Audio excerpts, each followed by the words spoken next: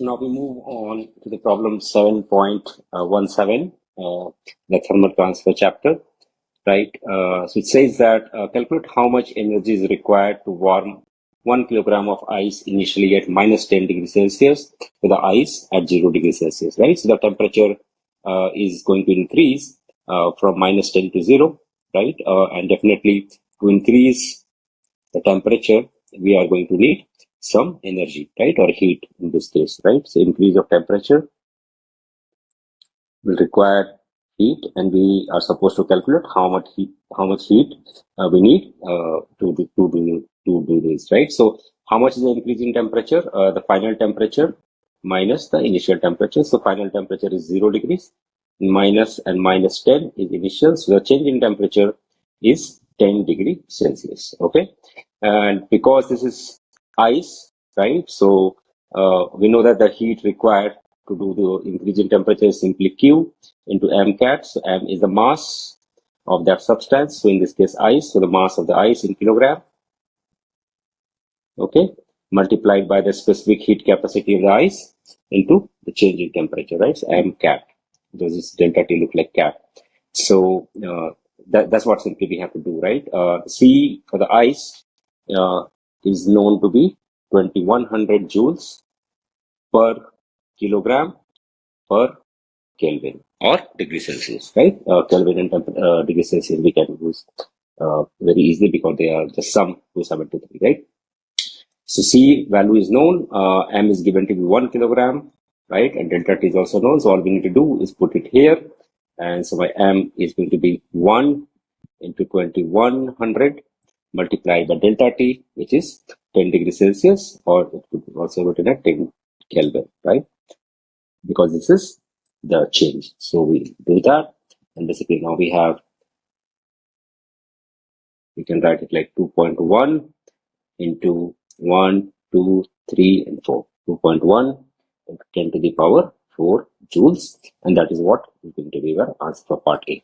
Now looking at part B, how much energy is needed to melt the ice at 0 degrees Celsius, right? So when there's a phase change, so now there's a phase change of ice from solid to liquid. Okay. So when the phase change happens, we know that the temperature will remain constant, right? And whatever energy we supply will go towards breaking the bonds in the molecules and basically going to change the phase, right? So to do that, we know that the heat required for the phase change is simply M into latent heat of fusion, right? So there is no temperature delta T here, right? And latent heat of fusion for the ice is 334 into 10 to the power 3, right? Joules per kilogram, right? You can see there is no per Kelvin here, right? Because there is no temperature change. So L is now known, and the mass of the ice we know is 1 kilogram. This is going to be 1 into 334 into 10 to the power 3 joules. Okay. So now this is power 3, so 4, 5. Okay. So we can say this is 3.34 into 10 to the power 5 joules, which is substantially more than what was required here, right? This was just 2.1 10 to the power 4, and this is 10 to the power 5, right? So substantially more energy is required to do the phase change. Now we go to the part C.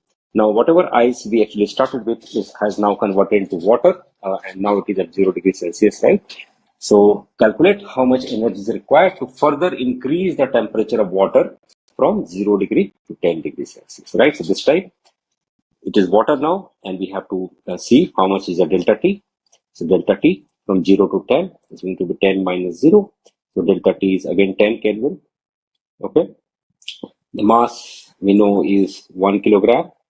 And now the energy required to perform this change is going to be m cat again.